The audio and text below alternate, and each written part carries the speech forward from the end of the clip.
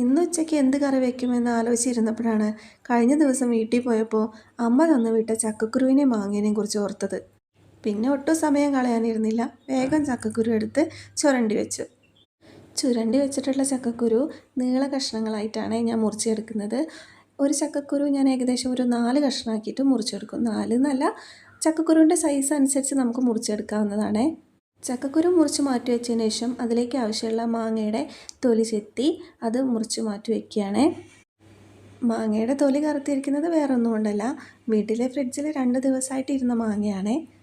മാങ്ങയുടെ പുളി അനുസരിച്ചിട്ട് വേണം ഇതിലേക്ക് മാങ്ങ ചേർക്കാനായിട്ട്. എനിക്ക് ഈ ഒരു കറിക്ക് ഇത്തിരി പുളി മുന്നോട്ട് നിൽക്കുന്നതാണ് ഇഷ്ടം. അതുകൊണ്ട് തന്നെ നല്ല പുളിയുള്ള ഒരു മാങ്ങയാണ് ഞാൻ എടുത്തിട്ടുള്ളത്. എന്നിട്ട് ഒരു കുക്കർ എടുത്തിട്ട് അതിലേക്ക് അരിഞ്ഞു വെച്ചിട്ടുള്ള മാങ്ങയും ചക്കക്കുരുവും ഇട്ട് ആവശ്യത്തിന് വെള്ളവും ചേർക്കുക. ഞാനിവിടെ 2 കപ്പ് വെള്ളമാണ് ചേർത്ത് കൊടുക്കുന്നത്. വെള്ളം ചേർത്ത് കൊടുത്തതിന് ശേഷം അതിലേക്ക് ആവശ്യമായിട്ടുള്ള മഞ്ഞൾപ്പൊടിയും പിന്നെ ഉപ്പും കൂടെ ചേർത്തിട്ട് നന്നായിട്ട് മിക്സ് ചെയ്ത് കുക്കറിൽ അടച്ചു വെച്ച് വേവിച്ചെടുക്കാം. ചക്കക്കുരുവും മാങ്ങയും മാത്രമല്ല, നമുക്കതിലേക്ക് മുരിങ്ങക്കായോ പിന്നെ ഉണക്ക ചെമ്മീനോ ഒക്കെ ആഡ് ചെയ്തിട്ട് നമുക്ക് പലതരത്തിൽ ചക്കക്കുരു കൊണ്ട് കറി വെക്കാം കേട്ടോ. ഞാനിപ്പോൾ ചക്കക്കുരു മാങ്ങയും മാത്രമായിട്ടാണ് കറി വയ്ക്കുന്നത്. ഇനി നമുക്ക് സ്റ്റൗ കത്തിച്ച് അതിലേക്ക് കുക്കർ വെച്ച് കൊടുക്കാം. കുക്കർ വെച്ച് ഒരു 3 വിസിലടിച്ചാൽ നമ്മുടെ ചക്കക്കുരു മാങ്ങയും ഏകദേശം നന്നായിട്ട് വെന്ത് വരും. ആ സമയം കൊണ്ട് ഞാൻ അതിലേക്കുള്ള അരപ്പ് തയ്യാറാക്കാനാക്കി തേങ്ങ ചിരണ്ടി എടുക്കുവാണ്.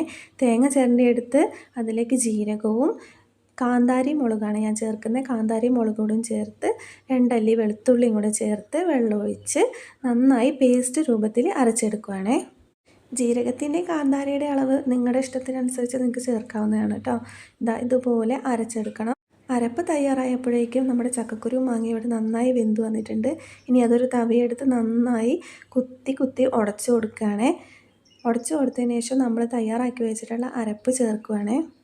അരപ്പ് ചേർത്തതിന് ശേഷം നന്നായിട്ട് ഇളക്കി കൊടുക്കണം.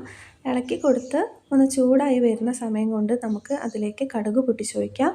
അതിന് വേണ്ടിയിട്ട് ചട്ടി അടുപ്പത്ത് വെച്ച് എണ്ണ ഒഴിച്ച് അതിലേക്ക് ആവശ്യത്തിനുള്ള കടുകും കറിവേപ്പിലയും കൂടെ ഇട്ട് നന്നായി പൊട്ടിച്ചെടുക്കാം.